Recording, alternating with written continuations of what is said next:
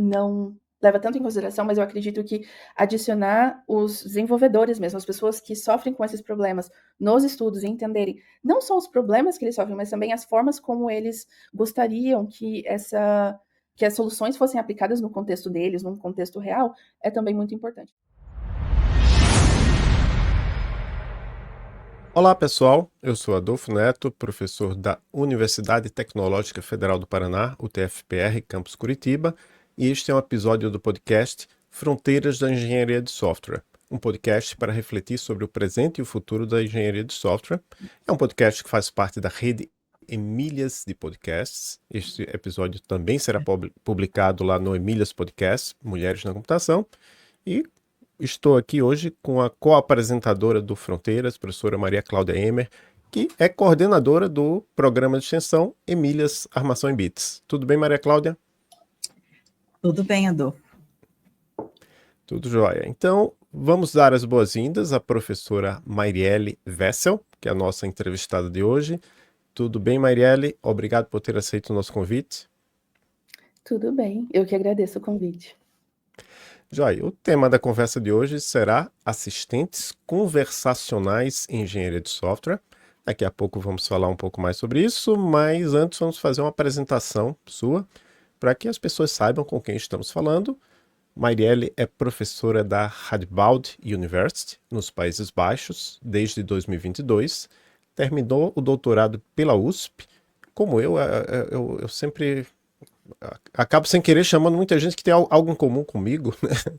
Lá no IMUSP, Instituto de Matemática e Estatística, só que foi orientado pelo professor Marco Aurélio Gerosa, não fui contemporâneo dele, eu acho que... até uma curiosidade que eu fiz concurso junto com ele. A gente participou do mesmo concurso para professor da Unifesp. Ele passou, eu não passei, mas ele acabou preferindo ir para o IMUSP. E depois ele foi para Northern Arizona University, que é onde ele está agora. E você foi coorientada pelo Igor Steinmacher, que era professor aqui da UTFPR e agora está na Northern Arizona University, já esteve aqui no podcast. Você fez graduação em Ciência da Computação pela UTFPR Campo Mourão, foi onde nós nos conhecemos pessoalmente lá no CBSoft 2017 em Fortaleza, Ceará. Você ainda era aluna de graduação, mas já estava apresentando trabalho lá no SBES. Você teve o seu TCC orientado pelo Igor Viz, estava lá também no CBSoft, também já esteve aqui no podcast. Então, várias pessoas aqui relacionadas, e você já foi entrevistada por nós no Emílias podcast, quando era ainda doutoranda, e de lá para cá, ou nesse período aí, você publicou em CSTW, são siglas de conferências que o pessoal da área vai saber quais são. CSCW, MSR, ICSME, SBES, ICSI, EXEM e 3S Software, entre outras conferências e revistas. Marielle, você tem algo a complementar nesta sua apresentação? Muito obrigada pela apresentação, Adolfo. Não, acho que é isso mesmo. Então, hoje vamos falar sobre assistentes conversacionais em engenharia de software. E vamos começar pelo mais básico. O que são esses assistentes conversacionais? Então, essa é uma ótima pergunta, na verdade, porque acho que teremos diversas respostas para essa mesma pergunta, dependendo da área que a gente estiver falando, se a gente está na engenharia de software, se a gente está em outra área. Mas eu acho que o mais importante, o ponto central mesmo dessa resposta é no que o próprio termo já fala. Então, assistentes e conversacional. Então, a primeira parte que é muito importante, eles são, sim, sistemas de software ou até mesmo ferramentas projetadas para interagir com os humanos por meio de linguagem natural, e por serem assistentes, o que eles vão prover é uma automação de alguma forma. Então, uma tarefa que anteriormente era feita de maneira manual, agora é feita parcialmente ou completamente por esse assistente. Mas não só isso, tem também a parte conversacional, que é muito importante. Então, não só automatizando uma tarefa, mas também provendo algum certo feedback para o usuário, até mesmo uma resposta, um código, algum warning, alguma coisa que seja textual, que vem acompanhado com explicações, formas de o que fazer como um próximo passo. Então, esses são os 2 componentes que são bem importantes.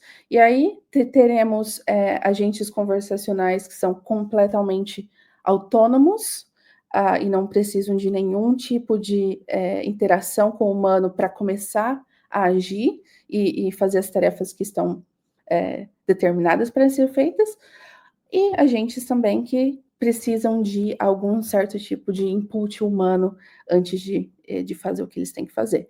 Então, esse seria mais ou menos uma definição simples, mais objetiva do que um agente, um assistente conversacional seria. Muito bem, ficou bem claro, né?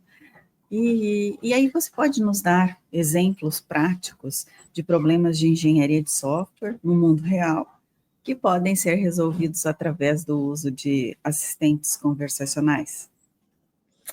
Claro. Deixa eu pensar aqui, porque eu tinha alguns exemplos que eu sempre uso e recentemente eu aprendi que tem outras coisas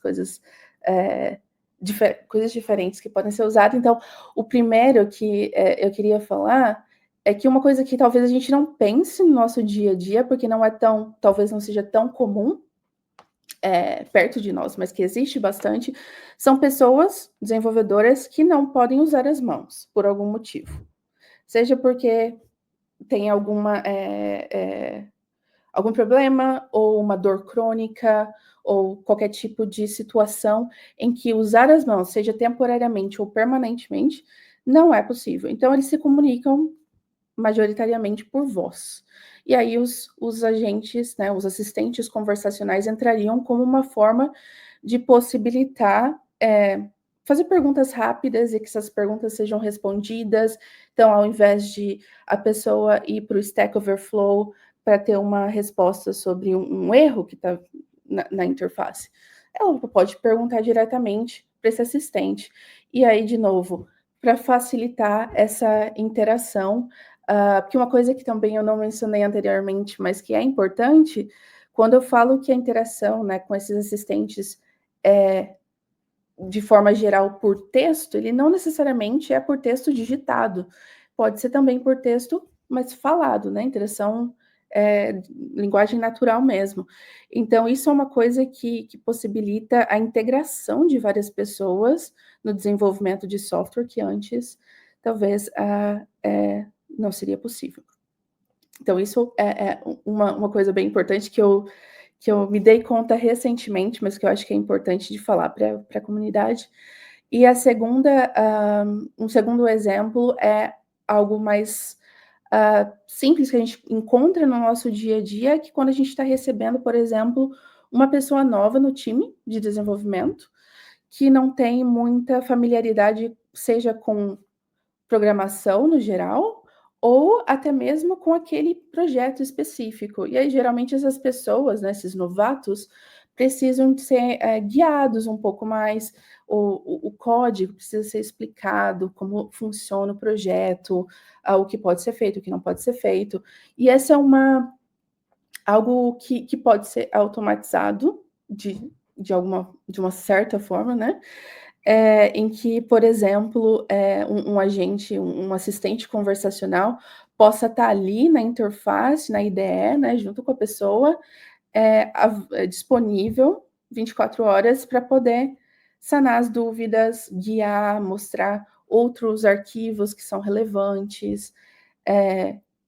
E aí, não necessariamente substitui o humano que estaria ali, que o humano é necessário, né, para integrar a pessoa ao projeto, mas em casos mais específicos ou dúvidas mais pontuais que possam ser resolvidas com auxílio, né, da automação, tá ali. Então, esses são 2 pontos, eu acho bem importantes, que são pontos reais, né, que a gente pode ver no mundo do desenvolvimento. Então, pessoas, né, para poder integrar as pessoas e também para poder prover mais suporte e direcionamento para as pessoas novatas. E aí, claro, a gente tem também exemplos mais complexos que pode integrar entender código, resolver bugs, conflitos de código. Então, tudo que uma explicação bem elaborada possa ajudar, esses agentes conversacionais estão ali para isso, dado que sejam desenvolvidos da maneira certa e pensado no usuário que vai interagir com eles. Acho que seriam esses os pontos. Muito bom. Então, eu lembro que você começou a trabalhar com bots, né, com assistentes conversacionais há muito tempo, né, relativamente, né, para o mundo da computação. Muito antes do boom das LLMs, né, para quem por acaso não sabe, eu acho difícil, mas LLMs são grandes modelos de linguagem e há todo um hype hoje em dia sobre isso, né, está sendo usado por muitas pesquisas na engenharia de software, na computação em geral. Então, minha pergunta para você é muito simples. Hoje em dia, todo assistente conversacional é necessariamente baseado em LLMs? Uma boa pergunta, dado o nosso contexto, né? Nosso contexto geral. Não necessariamente. A gente ainda tem vários assistentes conversacionais que não necessariamente têm uma LLM integrada, mas porque a gente vem de uma longa data aí de modelos mais baseados em regras, né? Então, dado que eu estou falando oi, tudo bem, ou oi, ou só e aí, ou tudo bem, dadas essas variações do meu oi, de tentar, né, estabelecer uma conexão com o assistente saberia que isso tudo levaria a uma resposta: olá, estou aqui para te ajudar, o que você precisa? Então, isso é o que a gente tinha, né? E continua tendo, até certo ponto, por trás das tecnologias, mas né, das tecnologias do assistente. Então, uma coisa um pouquinho mais fechada ali, em que nós, como desenvolvedores do assistente, deveríamos saber exatamente todos os cenários que aconteceriam para poder prever as perguntas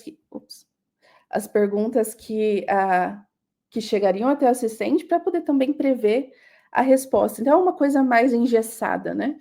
Então, isso é o que a gente tinha e continua tendo até certo ponto. Mas as LLMs, elas vêm com uma força de tirar essa sobrecarga de ter que prever exatamente a forma que o usuário vai falar.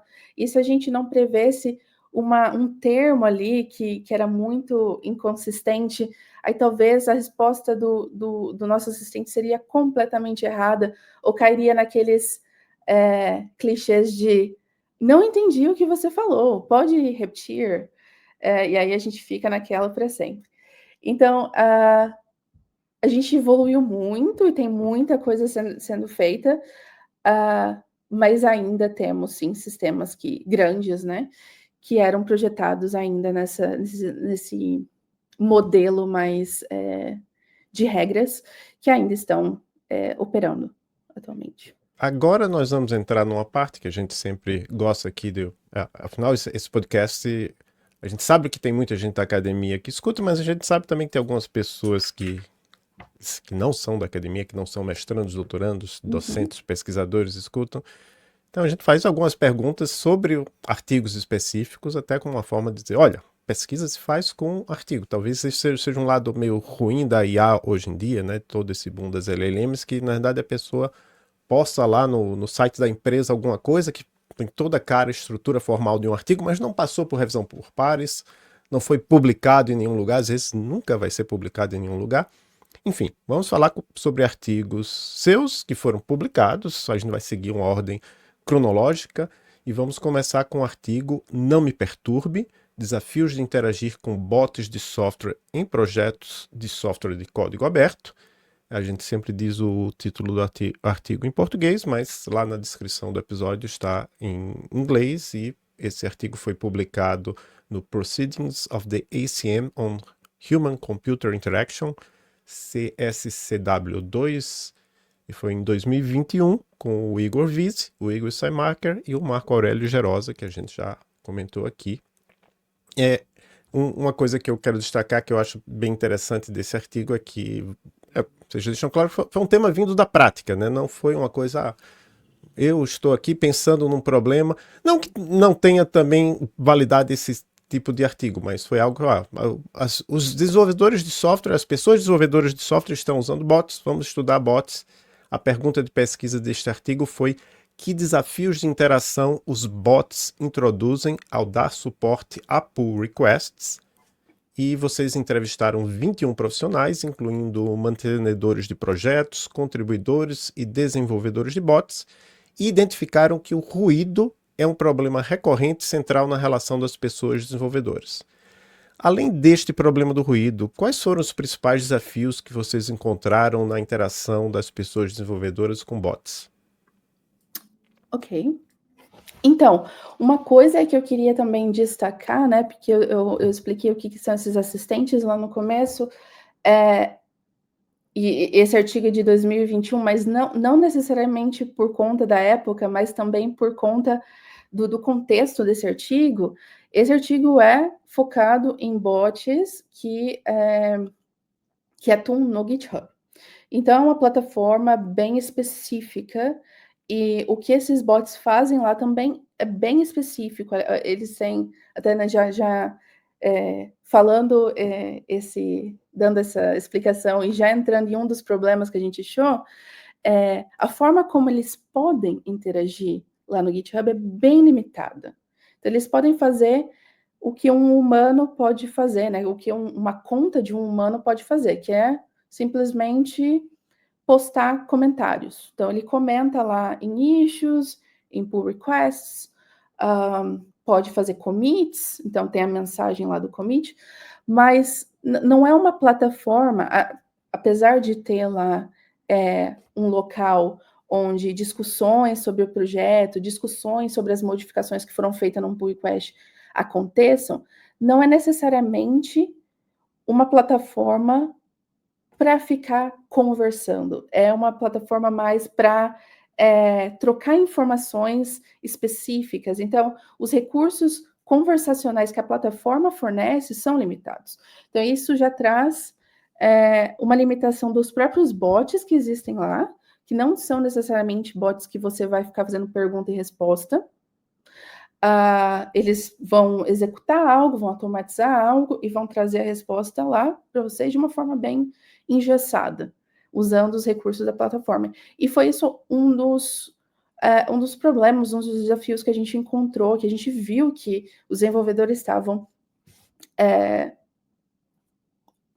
sofrendo, né, na plataforma, porque pela plataforma já ser um local que não fornece muita estrutura para ter os bots, ela foi pensada, planejada lá antes. E aí esses bots, eles surgiram como uma forma de automatizar, de tentar resolver uma gambiarra, a famosa gambiarra. Então, de automatizar problemas, mas a plataforma ela não acompanhou a criação e o desenvolvimento desses bots. Então, ela ficou lá para trás e as pessoas estavam tentando integrar essas automações, e o que eles tinham em mãos eram os comentários. Então, tudo que um bot ia fazer, joga num comentário. Eu tenho esse gráfico aqui que o bot vai mostrar, joga num comentário. O bot precisa saber se a pessoa está gostando ou não está gostando. Faz uma pergunta num comentário. Então, era tudo muito engessado. Então, um dos primeiros tipos de desafios que na verdade os desenvolvedores desses bots sofriam da limitação da plataforma mesmo, que fazia com que ideias que eles tinham, que eles idealizavam os bots, não eram possível de ser concretizadas. Então, algumas das coisas ou reclamações que eles recebiam como desenvolvedores dos bots simplesmente é uma coisa que não dava para ser resolvida. Então, esse era uma dos primeiros, né, então, desafios no desenvolvimento desses bots por conta das limitações da plataforma.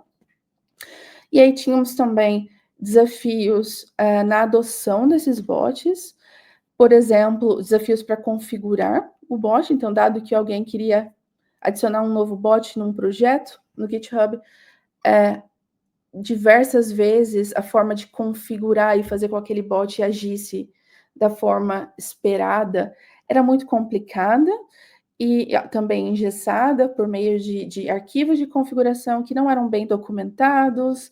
Então, se qualquer coisinha ali, qualquer erro ou colocar o número errado, alguma configuração, uma coisa bem engraçada e também interessante que os desenvolvedores reportavam várias vezes para mim, é que nunca se sabia o que ia sair.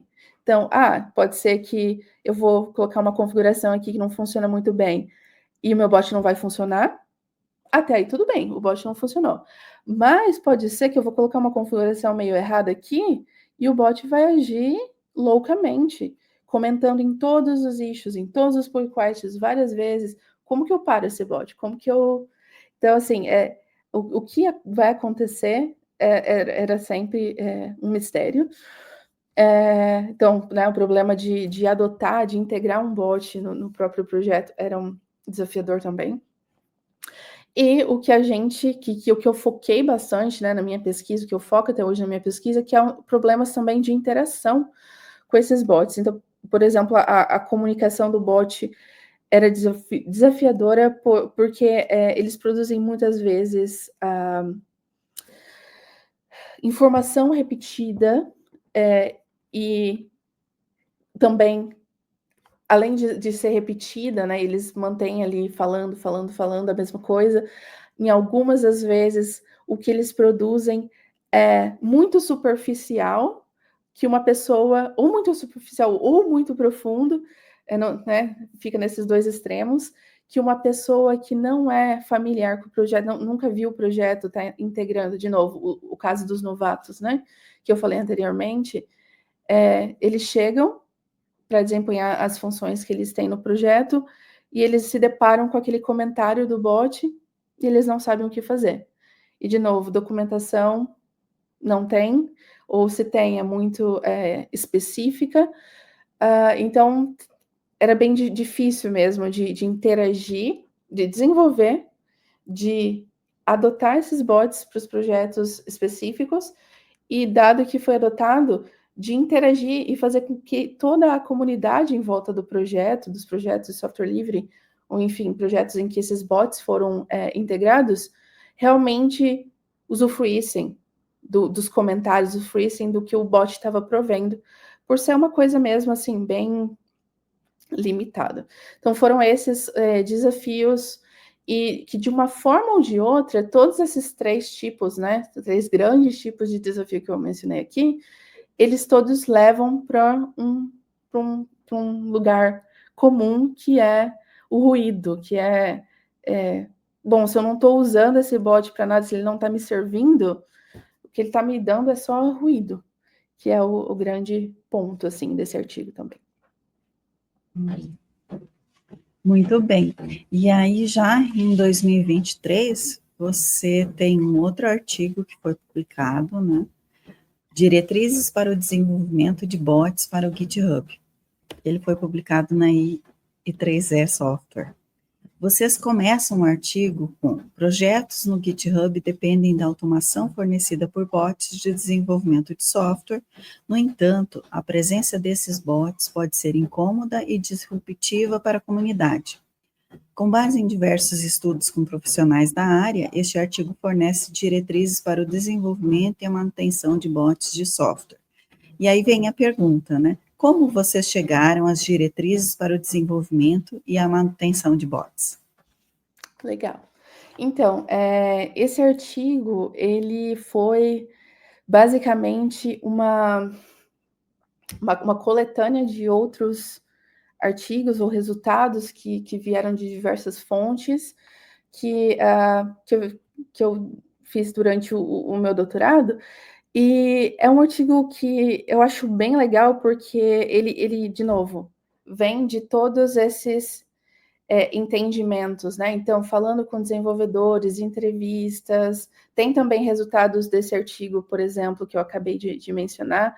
Então, é realmente pegar diversos evidências de lugares diferentes juntar isso em problemas e tentar também com as evidências, coisas que os desenvolvedores falaram que eles já fazem ou que eles ainda querem que seja feito, criar essas diretrizes, o que é que pode ainda ser melhorado. Então, mais específico, o que a gente fez, esse artigo ele vem de 3 lugares diferentes, então tiveram questionários que a gente mandou para mantenedores de software, de projetos de software livre e também de contribuidores para entender quais eram os desafios que eles sofriam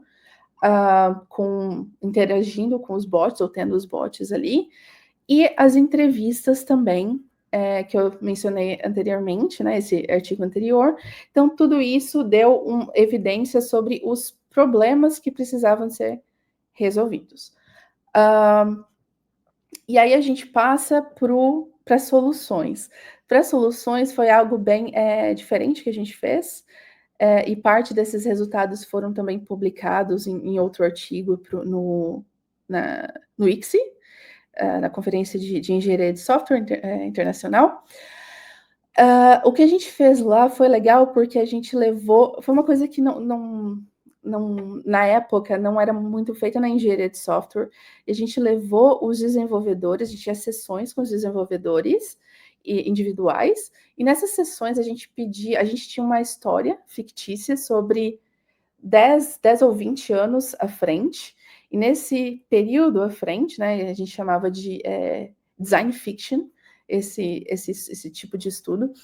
E nessa história, todos esses problemas com bots, de alguma forma eles foram resolvidos, porque a gente, né, à frente a gente pode pensar além dos problemas que a gente tem hoje. A plataforma, o GitHub seria diferente, a forma de interagir com esses bots seria diferente. Então, os desenvolvedores podiam mesmo brincar ali com as possibilidades e deixar fluir.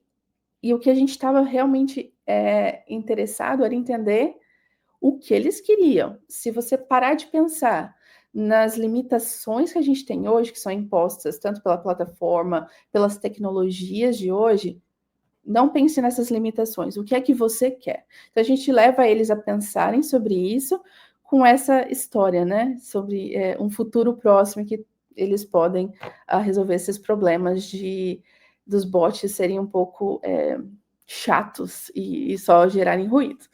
E aí, várias coisas surgiram nesse estudo, e várias coisas que realmente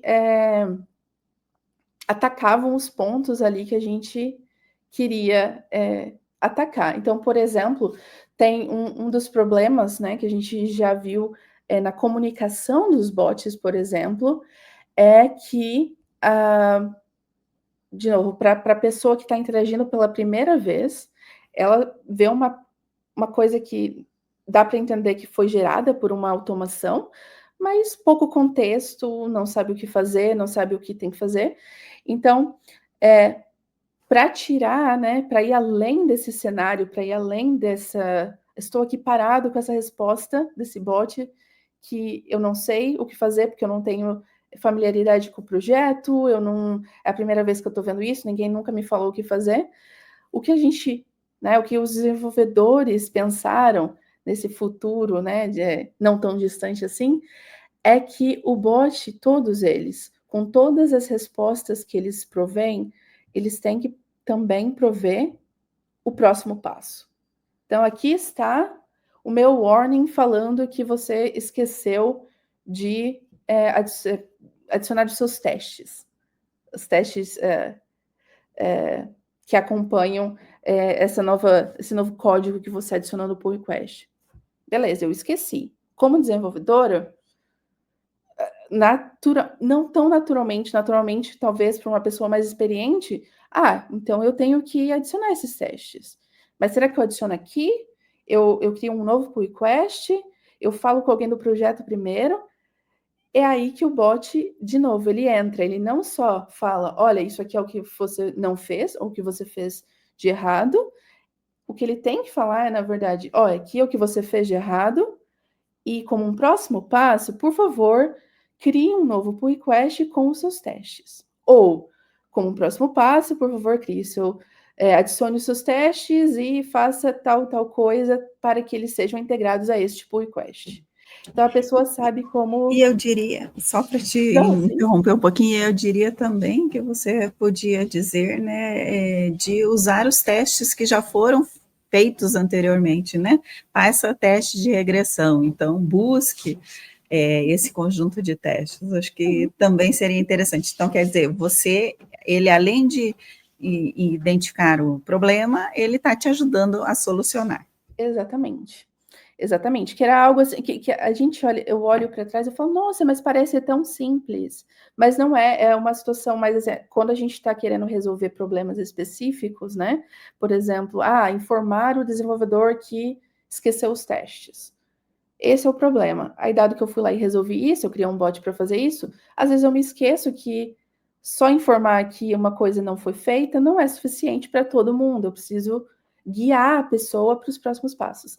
Então foi isso, né? Coletando tanto os problemas ali de que as pessoas sofriam, quanto formas que elas já pensavam de como solucionar os problemas, a gente criou essas estratégias de como solucionar. Então acho que foi mais ou menos assim que tudo se tornou, esse artigo foi escrito. Muito bom, então eu vou fazer uma ligação desse artigo com o próximo, né? Porque vocês definiram diretrizes e com a chegada do ChatGPT e de vários outros aí LLMs no fim de 2022, vocês pensaram em atualizar essas diretrizes ou não, elas continuam valendo igualmente? Então, essa também é uma ótima pergunta, né? Porque não tem como ignorar que sem novas ferramentas ou com novas ferramentas que baseadas em LLM, os desenvolvedores já estão indo, abrindo o ChatGPT e conversando e tentando solucionar os problemas diretamente lá com o ChatGPT. Então, é uma nova forma de programar e de ter um parceiro ali, né, para conversar e para tirar as dúvidas, que a gente não pode ignorar. As diretrizes, elas foram, de uma forma geral, de novo, pensadas não só com a situação antes das LLMs, né, mas também num contexto bem específico, que é, de novo, o contexto do GitHub, que é uma plataforma bem específica, que é para um contexto, de novo, específico. Por exemplo, a maioria das coisas que a gente faz no GitHub é depois que o código, que a solução já está pronta, então é mais assim, entender como integrar uma solução pronta num projeto. Então, um contexto bem específico que levou para diretrizes também específicas. Eu estava até revisitando esses tempos, as diretrizes, e eu acredito que a maioria delas são genéricas o suficiente que possam ser aplicadas a contextos agora, né, com LLM. Eu até tenho eu vi um artigo de 2024 ou 2023, eu não me lembro ao certo, que usou essas diretrizes para criar um bot, de novo, um assistente mais complexo, que já tinha LLM envolvida, para ser integrado ao GitHub e ajudar alunos de graduação a entenderem em qual ponto do projeto deles eles estavam. Então, o bot, esse assistente, né, ele ia realmente seguindo a pessoa ali no projeto, falar, então aqui, ó, você já desenvolveu o seu integração contínua, agora o que você tem que fazer é a próxima coisa. E ia mesmo guiando os alunos e fazendo ali uma lista, né, e ticando os pontos que já foram feitos. E eles usaram várias das diretrizes que a gente estabeleceu para entender mesmo como que essa interação com os alunos deveria ser estabelecida. Mas, de novo, o contexto das LLMs é bem peculiar e a gente está ainda tentando entender o que é que acontece, o que é que não acontece, quais são realmente os problemas. Já tem alguns indicativos de que problemas similares acontecem. Então, por exemplo, o ruído, que a gente via lá nos bots, né, por eles não necessariamente entregarem uma resposta que é entendível e utilizável pelos desenvolvedores, pelas pessoas que estão interagindo ali. De uma forma geral, a gente também pode ver que esses problemas acontecem né, nos assistentes que tem o LLM, mas o contexto é muito mais amplo. A gente vê muito agora na literatura focando em agentes mesmo, autônomos, que vai entregar, de novo, problemas e soluções diferentes para a engenharia de software. Então, de fato, para essas diretrizes, ou enfim, diretrizes serem aplicadas para esse novo contexto, a gente precisaria revisitar, ter mais estudos identificando os problemas na interação com esses assistentes, e também estudos vindos, que eu acho que é uma parte que a gente, como pesquisador, às vezes não leva tanto em consideração, mas eu acredito que adicionar os desenvolvedores mesmo, as pessoas que sofrem com esses problemas nos estudos e entenderem não só os problemas que eles sofrem, mas também as formas como eles gostariam que as soluções fossem aplicadas no contexto deles, num contexto real, é também muito importante. Então, acho que refazendo, né, de alguma forma esse estudo no contexto de LLM seria a única forma de eu falar para você essas diretrizes aqui fazem sentido, essas não, e aqui estão outras diretrizes que surgirem, são específicas para esse contexto. Então, como eu disse, a ideia era fazer a ligação com o próximo artigo, que é Teoria da Mente para um Assistente de Entendimento de Código Baseado em LLM, publicado no ICSME 2024, que é um evento de manutenção e evolução de software. Você e seu coautor, que é o Jonan Richards, talvez o nome seja diferente, porque, não sei, ele é holandês? Ele é holandês, sim. Então deve ser Jonan alguma coisa, mas Jonan, Uhum. seu aluno de doutorado, né? Eu vi lá na sua página. Vocês investigaram as barreiras que as pessoas desenvolvedoras enfrentam ao usar estas ferramentas, assistentes baseados em LLMs. Vocês criaram o TOMMY, T-O-M-M-Y,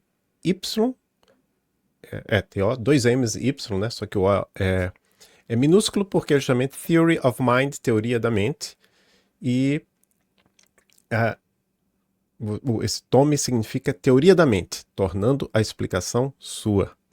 É um agente conversacional que contém uma série de prompts com o objetivo de gerar insights, né? Insights eu peguei lá, eu acho do material mesmo, mas dizem que é uma palavra que os LLMs gostam muito, né? Insights. Então, repetindo, um agente conversacional que contém uma série de prompts com o objetivo de gerar insights sobre o estado mental da pessoa desenvolvedora. Então, vocês estão preocupados mais com a pessoa desenvolvedora do que propriamente com o código. E vocês avaliaram o TOMMY, como o TOMMY se compara a um agente mais básico. E a pergunta é, o agente foi útil para ajudar as pessoas desenvolvedoras novatas, que era o foco desse trabalho, a entenderem um código que não é familiar a elas? Então, novamente, uma ótima pergunta, né? Eu sou suspeita para falar, mas eu fiquei muito feliz com o resultado do artigo, ou com o artigo no geral. Quando a gente começou, o Yonan era aluno de mestrado, e ele tinha 4, 5 meses para começar, entrar no tópico e terminar. Então, assim, a gente teve um resultado, né, um trabalho bem completo e bem interessante, como um trabalho preliminar ali, que tá levando ele até para o que ele quer e gosta de estudar no doutorado dele. Então, foi bem interessante mesmo, abriu portas para outras questões de pesquisa, eu diria. E, de novo, Adolfo, você mencionou que a gente olha, está focado na pessoa desenvolvedora, e, de fato, eu mencionei isso nas outras respostas, né? A gente quer realmente não somente criar novas automações ou coisas que resolvam temporariamente problemas, mas entender quais são as necessidades da pessoa que está interagindo. Então, para responder a sua pergunta, né? Se o Tommy realmente ajudou, ou se, enfim, a solução ali, porque a gente testou o Tommy e também um agente mais simples, um assistente mais simples, a gente poderia dizer que é simplesmente um chat GPT, por exemplo. E sim, de fato, os dois, na verdade, ajudaram, sim, as pessoas, os novatos ali, né, a entenderem o código. Então, os novatos, eles, na verdade, estavam ali de frente a um código que eles nunca tinham visto, e a ideia era que eles navegassem por aquele código para depois responder algumas perguntas que a gente testaria o quanto eles tinham entendido do código. E eles podiam fazer perguntas para o agente. Então, eles fizeram isso em 2 vezes. Uma sem o Tommy, né, com outro agente, e uma com o Tommy. E a gente percebeu que, de fato, usar o agente, até mesmo do nível de resposta dos novatos, mas também do que eles reportaram para a gente, foi super importante. Eles fizeram várias perguntas para tentar entender, perguntas mais alto nível, que a gente fala, né, perguntas mais abertas, o que esse código faz, por exemplo, que é, né, pega o código num geral para tentar entender, ou o que essa linha específica faz, ou o que essa variável específica está guardando, está fazendo. Mas também a gente viu que tinha um outro grupo que olhava mais para perguntas, ou formulava as perguntas de uma forma mais como hipóteses. Então eu vejo aqui que a linha tal está tentando fazer tal coisa, está correto? Ou eu vejo que o código é para fazer tal coisa e tal coisa, está correto? Então tinha também esses dois grupos. E o que a gente notou, né, de forma mais geral, é que os participantes, eles gostaram mais das respostas por elas serem mais claras do nosso agente, do agente que a gente construiu com Teoria na Mente. E eles também perceberam que o agente que a gente desenvolveu entendia melhor o que eles estavam perguntando, que esse era realmente, né, o que a gente estava tentando fazer com que o agente adaptasse e entendesse quais eram os pontos de dificuldade ali. Então, por exemplo, se a pessoa perguntasse repetidas vezes, várias vezes, né, sobre um mesmo assunto, eu como humana, e talvez, né, por um viés de professora também, entenderia que alguma coisa não está tão ok com a minha resposta, talvez, porque, né, ainda tenho dúvida no mesmo ponto. E era isso que a gente tentou transferir para o agente realmente pensar que tipo de pergunta está vindo e quais, possivelmente, né, são os problemas das pessoas ali. Então, esses são os insights, assim, né, qual que é a palavra que os LLM gostam, que a gente viu. Mas, de fato, assim, foi um estudo preliminar, e o que a gente tirou do estudo é que existem, então, pelo menos 2 grupos mais gerais. A forma como os novatos, e a gente pode até estender isso para desenvolvedores, pessoas desenvolvedores no geral, interagem com esses agentes, com esses assistentes, é diferente. Então, a gente tem pessoas que vão ter perguntas específicas, pessoas que não têm nenhuma ideia do que está acontecendo, tem perguntas mais abertas e sem hipóteses, e elas esperam coisas diferentes. A nossa solução, o Tommy, foi mais eficaz para as respostas abertas, comparado às respostas fechadas, as respostas mais... respostas não, desculpa, as perguntas mais de hipótese. Então, se a pessoa perguntasse o que esse código faz, a resposta foi mais bem recebida, as perguntas, por exemplo, esse código está calculando tal e tal coisa, estou correto?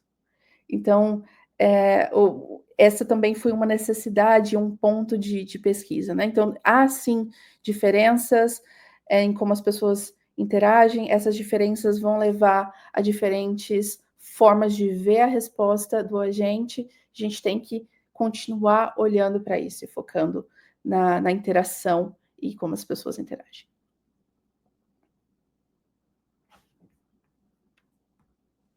Muito bem. Então, agora a gente passa para uma outra parte, né, do podcast em que tratamos de outros temas. Primeiro, falar um pouco a respeito de organização de evento, né? Você coorganizou o BOT SE, International Workshop on Bots in Software Engineering, em 2022. Aqui no Brasil, nós temos o WBots Workshop sobre bots na engenharia de software. Explica para a gente por que eventos como estes são importantes. Ótimo. Então, eu estou, de alguma certa forma, conectada ao evento, né, o BOT-SE. Desde lá da primeira edição, como aluna de doutorado, eu participei, eu apresentei, então foi super importante para mim, acho que é um dos primeiros pontos assim que eu posso ressaltar da importância desses workshops, é porque é uma primeira entrada ali, né, uma porta de entrada para a comunidade em geral mesmo. Então, fui super bem recebida, era no ICSE, né, numa conferência enorme, gigante, para você ter contato mesmo com pesquisadores, é super complicado, porque está todo mundo correndo de um lado para o outro, indo para uma sessão, para outra sessão, conversando. Então, não, de uma forma geral, não tende a não ser o melhor local para você ter um primeiro contato com alguém que você nunca conversou. Então, o workshop foi muito bom para mim, porque era um workshop com que acho que umas 50, 40 pessoas numa sala, e a gente ficou ali o dia todo interagindo sobre um tópico que era completamente relevante para o que eu estava fazendo. Então, eu me senti como aluna representada, e também podia participar, né, das discussões, eu entendia o que estava sendo discutido ali, então foi super importante. E aí, por ser um grupo menor de pessoas, você pode conversar com todo mundo, as pessoas geralmente vão entender qual é o seu tópico, vão poder dar sugestões que são válidas, que você pode levar né, para os seus próximos estudos. A gente teve também momentos ali de confraternização, jantar, de novo, conhecendo pessoas ali do mundo todo que fazem coisas semelhantes.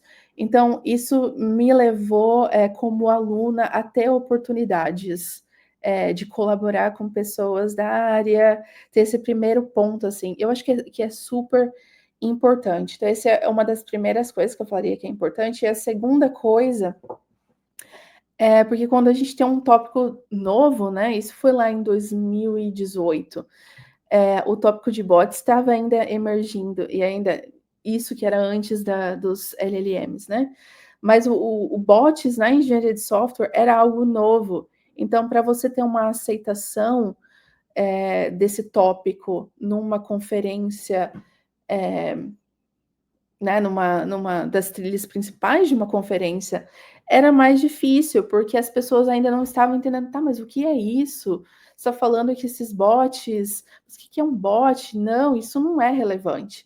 Então, ele também, esses eventos são muito importantes também para estabelecer o tópico, para ter essas oportunidades de mostrar para a comunidade que a importância do tópico, fortalecer o tópico no sentido também de criar mais né, mais como que eu falo isso?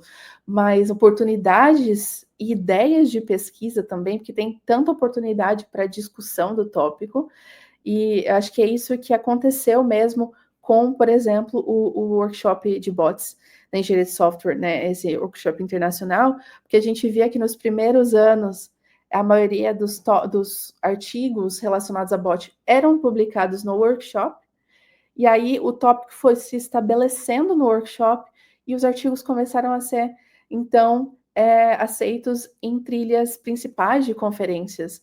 Então, isso foi bem importante mesmo para estabelecer essa comunidade. Acredito que é isso. E eu fiquei muito feliz de também ver que, né, acredito que foi ano passado, que o workshop também foi para o Brasil, na verdade. É super importante ter esses momentos de comunidade, assim, para discutir um tópico, ainda mais agora que temos os LLMs, então os bots, eles não estão apenas esses bots mais de automação, eles estão ficando mais inteligentes, então é o momento ideal para ter essas discussões com a comunidade. Muito bom, eu estou vendo aqui o WBot é coorganizado pelo Pedro Henrique Dias Valles, lá do IMUSP também, né, como nós já fomos um dia lá, e pelo Williamson Alisson Freitas Silva, lá da Unipampa. Deixar aqui na descrição. E aí uma pergunta sobre seu doutorado, né? A gente, uns 2 episódios atrás, a gente até fez uma pergunta que teve alguma coisa parecida, porque, se não me engano, você fez o seu doutorado direto, né? Sem passar pelo mestrado. Eu lembro, eu acho que lembro, é aquilo, a memória vai... A gente não sabe, não dá para confiar 100% na memória, mas eu acho que eu lembro que a gente conversou com o Igor Viz e acho que o Igor me falou, não, a gente tá pensando em mandar ela para fazer o doutorado direto, né? E isso foi possível porque o IMUSP ele tem essa possibilidade e parece que hoje em dia, eu acho, todos os programas praticamente têm. Mas você passou um período fora, certo? E como é que surgiu essa oportunidade de passar um período fora? Não sei se na época o Marco Aurélio Gerosa já estava fora. E por que você passou esse período fora? Uhum. Então, correto, eu fiz o doutorado direto, então eu passei, né? Eu graduei no bacharelado em ciência da computação no final de 2017. E no começo, né, em fevereiro ali de 2018, eu estava começando o doutorado no IMUSP. Na época existiam também esses casos, mas eram mais de pessoas que começaram no mestrado e aí quando foram defender a qualificação, nossa, você na verdade tem uma tese de doutorado aqui, e aí a pessoa mudava. Eu vejo que agora se tornou mais comum, né? Nós temos mais casos, mais pessoas entrando no doutorado direto. Bom, eu passei, sim, um tempo fora. Como eu estava falando da pergunta anterior, né? Essa ligação com uma comunidade que começa a crescer é muito importante. Acho que é muito edificante para o aluno, né, de doutorado ter esse contato próximo. E eu acho que a minha oportunidade de ir para fora, ela também surgiu por esse contato próximo com a comunidade de bots, né, engenharia de software. Então, eu passei um tempo na Concordia University, em Montreal, no Canadá, sob a supervisão do Imad Shihab, e ele era um dos organizadores do primeiro workshop em bots, na engenharia de software.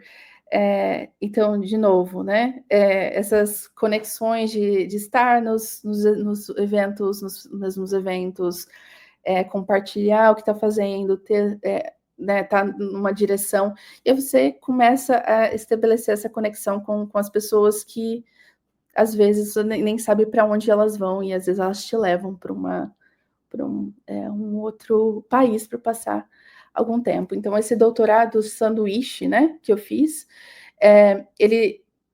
eu chamaria ele mais de uma visita durante o meu doutorado, porque ele não necessariamente eu não tenho no meu certificado, no meu diploma, ele não tem não é pela Concórdia, é só pela USP, mas eu tive essa oportunidade de ficar lá por 6 meses. Quando a gente conversou foi ali no final de 2019, e aí ele me falou que tinha um programa do Canadá que oferecia bolsas para alunos, né, de bacharelado, mestrado e doutorado, para ficar um tempo no Canadá. O nome, até anotei aqui para falar, o nome desse programa é ELAP, Emerging Leaders in the Americas Program. Então, eu submeti minha carta do orientador que orientaria na outra instituição, fiz toda meu material para submeter, e eu ganhei a bolsa, mas foi um pouco infeliz o tempo, né? Porque ali, final de 2019, então a gente já sabe o que aconteceu ali no começo de 2020, que foi a pandemia. Então eu estava preparando para ir no começo de 2020, mas não foi possível, que as fronteiras todas fechadas, né? Então eu não podia entrar no Canadá. E aí eu fui postergando a ida até 2021.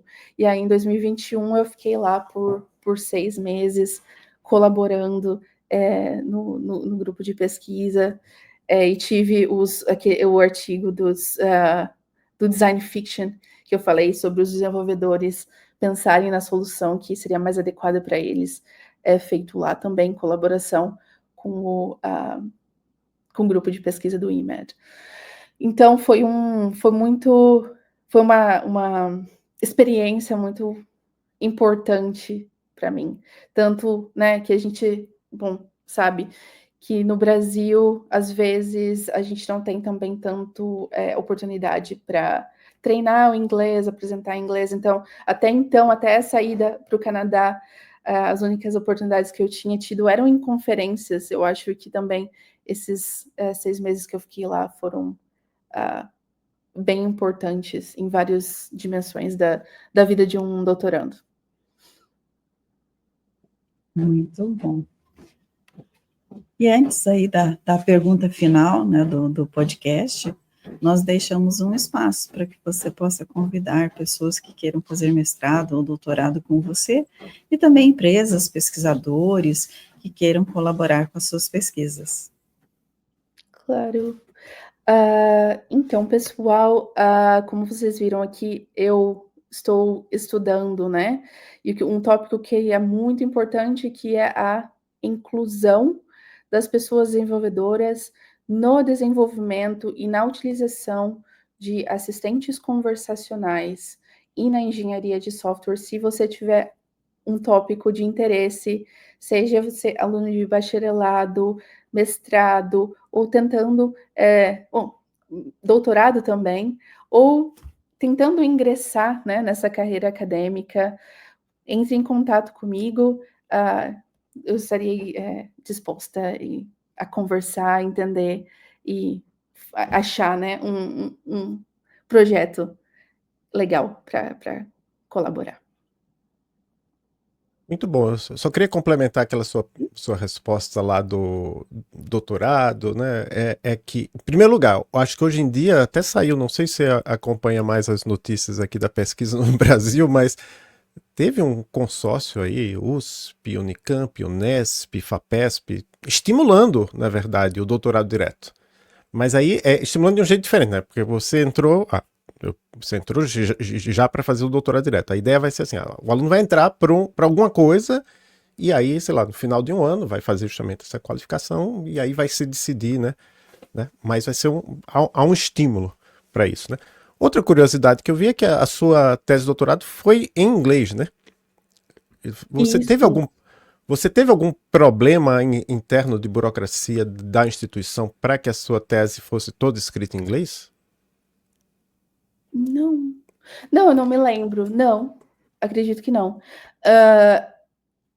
Eu tenho que pensar. Não, Tá. mas Eu lembro que eu precisei ter só uma carta, eu acho, do orientador, ou talvez era só o exame, né? Uma comprovação de que eu tinha um nível de inglês falado e escrito para poder fazer a tese. Mas, de qualquer forma, o exame, né, esse exame do inglês era necessário para poder finalizar o doutorado. Então, ele meio que serviu para as duas coisas. Mas acredito também que o meu orientador precisou escrever alguma coisa atestando que eu poderia escrever a tese em inglês. Eu não lembrava, para mim era natural que foi em inglês, mas não, está certo, teve sim. É, Uhum. eu falo isso porque, como eu defendi lá também, foi só 14 anos antes, né? Tinha uma coisa no regulamento da USP que expressamente proibia, quer dizer, Ai, exigia não. que fosse em português. Né? Aí a gente fez lá, o meu orientador queria que fosse o Marcelo Finger, né? Hoje grande figura do nome da IA no Brasil, porque tem até um podcast, né, numa rádio. Uhum. É, ele queria que fosse em inglês. Aí a gente fez como a gente chama, uma gambiarra, né? A gente colocou um capítulo em português e vários, os capítulos mesmo da tese eram apêndices em inglês, né? Uhum. Então, a gente fez uma Não, gambiarra pensando assim, se alguém vier reclamar, não, aqui ó, tá em português. Você não não é. pensou isso? Não, né? Era possível escrever em inglês, mas precisava de ter um aval do orientador falando que eu poderia escrever em inglês. Já, Uhum. e por último, antes de fazer a pergunta final, eu pesquisando sobre isso, eu fiquei curioso. O que será que aconteceu na época da tese dela? Eu vi que você Uhum. ganhou o prêmio de melhor tese em engenharia de software do Brasil em 2021, lá no CBSoft 2022, né? Eu já devo ter dado parabéns na época, mas parabéns novamente. E é legal, né? Que foi uma egressa aqui da UTFPR, de Campo Mourão, né? Fez o doutorado Sim. direto. Eu até já falei para. É que agora mudou a administração da UTFPR. A administração da UTFPR está cada 4 anos mudando, né? A Cláudia que está sempre no cargo lá, que é o cargo das bolsas. Então, Maria Cláudia, quando der, tem que ter uma coisa assim para dizer, olha os egressos que a gente tem, egressos e egressas, né, de destaque. A Marielle com certeza é uma egressa nossa da graduação de destaque. Obrigada. E e então chegamos à pergunta que nós sempre gostamos de lembrar aqui, que pode ser algo que você acha que vai acontecer ou que você gostaria que acontecesse em nossa área. Para você, Marielle, qual é a próxima fronteira da engenharia de software? Pois então, a minha resposta talvez não seja tão disruptiva, ou até mesmo o que eu penso não é tão disruptivo, porque eu acredito que é uma fronteira porque faz fronteira com outras áreas, mas eu, na verdade, penso que a gente deveria dar alguns passos para trás, em alguns sentidos. Eu acho que é para finalizar mesmo o que eu falei hoje aqui, que a gente pensa muito pouco sobre quem está usando as soluções que a gente está criando, né? E até mesmo uma das coisas que o Adolfo falou lá no começo, esse problema é da prática, mas não tem problema, às vezes a gente só cria, né, uma solução e é isso, não tem nem problema envolvido, isso não é problema para ninguém, e a gente está criando solução para o problema que a gente inventou.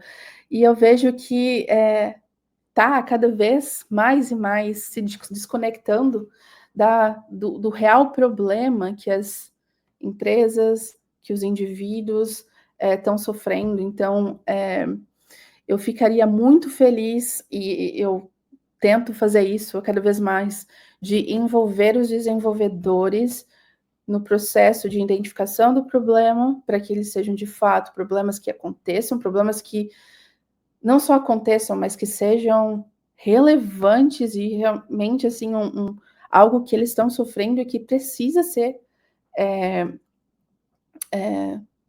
solucionado, mas também na solução, para que não seja algo mirabolante e que não seja aplicado à prática também.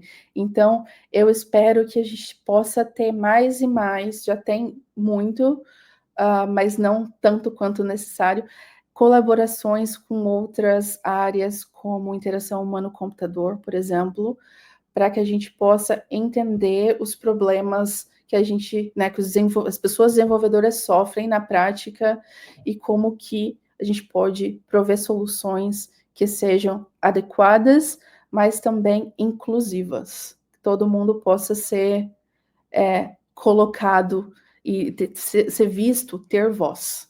Eu acho que, por isso que eu falo que não é uma fronteira disruptiva do tipo, essa tecnologia, não. Gostaria de dar alguns passos atrás para olhar mesmo e incluir o humano, a pessoa desenvolvedora no processo. Muito bom. Então, estamos chegando ao final de mais um episódio do Fronteiras da Engenharia de Software. Eu fico feliz porque a gente entrevistou você quando você ainda era doutoranda, né? Terminou o doutorado, foi fazer pós-doutorado, virou professora, né? A gente já aconteceu isso com outras entrevistadas aqui do Emílias Podcast, né? A professora Alane Marie, que hoje é nossa colega aqui na UTFPR Curitiba. Inclusive, ela foi professora por um tempinho assim de Campo Mourão. Agora, você conhece ela? Alane Não Marie? pessoalmente, mas a gente já conversou pelas redes sociais. Certo. Conheço o trabalho dela. E lá no Emílias, né? Lá ou aqui, porque vai ser transmitido lá também, vai ser publicado lá também esse episódio. A gente já entrevistou a Ana Paula Chaves, né? Que é a esposa lá do professor Igor Steinmacher, que acho que na época que ela era doutoranda, também trabalha com engenharia de software. A gente entrevistou uma lenda aqui da engenharia de software do Brasil, a professora Itana Jimenez. A gente entrevistou. Teve uma época que a gente fazia nos dois, né? Professora Ingrid Nunes, a gente entrevistou nos dois. Professora Tayana Conte, a gente entrevistou nos dois. A gente entrevistou a Letícia dos Santos Machado, acho que na época ela estava fazendo pós-doc, hoje ela é professora na URGS. A Karina Cole trabalhava na Uber, estava fazendo doutorado, hoje também é professora na URGS. A gente já colocou internamente lá na equipe do Fronteiras para trazer essas duas aqui também para o podcast, já que elas foram só pro Emílias. Joana Santos, Vera Werneck, Juliana Saraiva, a gente entrevistou lá no Emílias sobre LGPD. Enfim, a gente sempre gosta de ter essa diversidade aqui também no Fronteiras, apesar de ser mais difícil, claro, porque a área é ainda mais masculina, né? Mas, enfim, quem se interessar pela área e quiser participar de um evento, né, o principal evento acadêmico de engenharia de software no Brasil vai acontecer de 22 a 27 de setembro de 2025. A gente está publicando esse episódio em agosto. Dentro dele, eu particularmente vou estar coordenando um workshop de engenharia de software para programação funcional, junto com o Lucas Verge, que foi 2 episódios atrás, e com o Marco Túlio Valente, que faz alguns episódios. Não sei se você vai vir aqui, Marielle, mas vai ter o ICSE 2026 aqui em abril, não? Sim. Então você tá, que é tanta gente na comissão organizadora que eu não lembro se você está lá ou não. Então, estou como Proceedings Chair, Co-Chair, junto com a Edna e o Alisson. Ah, certo. Então, eu estou lá na coordenação de publicidade, junto com o Rony, que também já esteve aqui. Você falou da Edna, a gente esteve aqui no podcast. E o Alisson também está lá na nossa lista de pessoas para trazer um dia. Mas, enfim, falei bastante para dizer que é legal a gente ter esse contato com vocês, que contribuem tanto para a nossa área, mas eu passo a palavra para você. Em primeiro lugar, agradeço, né, novamente sua presença, passo a palavra para você deixar uma mensagem final para as nossas e nossos ouvintes. Eu que agradeço a oportunidade de estar aqui novamente. Eu gostei muito, foi uma experiência muito boa a primeira vez lá no Emílias, alguns anos atrás, então eu fiquei muito feliz com o convite, novamente, de poder estar aqui, falar um pouco sobre assistentes conversacionais, e o que eu tenho feito, né, que é um trabalho de muitas mãos, não é um trabalho sozinho, então, né, durante o doutorado, Marco, Igor, entre outros colaboradores, e agora também alunos de doutorado, como o Yonan. Então é um prazer ter compartilhado um pouco dessa trajetória com a comunidade e deixar essa reflexão, né, esse pensamento sobre o que é que a gente tem que olhar no futuro, tentar ser mais inclusivo, não só criando ou focando em tópicos de inclusividade como um tópico por si só, mas também sendo inclusivo nos tópicos que a gente já tem, né? Como, por exemplo, os agentes conversacionais. É isso, acho que seria isso. Muito obrigada. Muito bem, Marielle.